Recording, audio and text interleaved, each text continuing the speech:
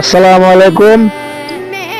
আজকে 30টা রোজার ভিতরে একটি রোজা চলে গেল আমাদের মাঝে, আর 29টা রোজা বাকি আছে। সবাই যেন সেই 29টা রোজা রাখার তৌফিক দান করুক আল্লাহ তাআলা। সবাইকে ভালো রাখুক, সুস্থ রাখুক এবং 5 ওয়াক্ত নামাজ পড়ার তৌফিক দান করুক। সবাই যেন সুন্দরভাবে তারাবির নামাজ পড়তে পারে।